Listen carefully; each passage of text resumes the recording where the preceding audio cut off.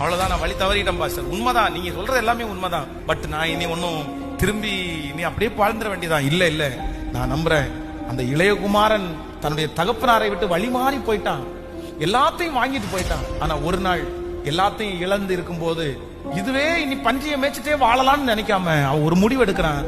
நான் என் தகப்பனார் இடத்திற்கு கண்டிப்பாய் திரும்பி போவேன், நான் விட்ட வழிக்கு திரும்பி போவேன், என்னுடைய பாதையை நான் கண்டுபிடிப்பேன். அந்த இடத்துல முன்னாடி மாதிரி எனக்கு ஆசீர்வாதம் கிடைக்காட்டா கூட ஓரளவு கம்ஃபர்ட்டா நான் வாழ்ந்துடலான்னு சொல்லி தன்னுடைய வழியை தேடி தன் தகப்பனார் இடத்துல வரும்போது தன்னுடைய தகப்பனார் தூரத்துல கண்டு அவனை கட்டி பிடிச்சு அவனை முத்தம் பண்ணி, இல்லப்பா உன் வழியில நீ நடக்கலான்னு மறுபடியும் அந்த தகப்பன் அந்த வழியில அவனை நடக்க பண்ணது உண்மையானால் இந்த சத்தத்தை கேட்கிற நிறைய பேரை, தப்பான வழியில போயிட்டு இருக்கிற உங்களை, நீங்க சூஸ் பண்ண அந்த வழியிலிருந்து கர்த்தர் திரும்ப எடுத்து உங்களை சரியான வழியில கர்த்தர் கொண்டு வந்திருக்கிற வல்லவரா இருக்கிறார்.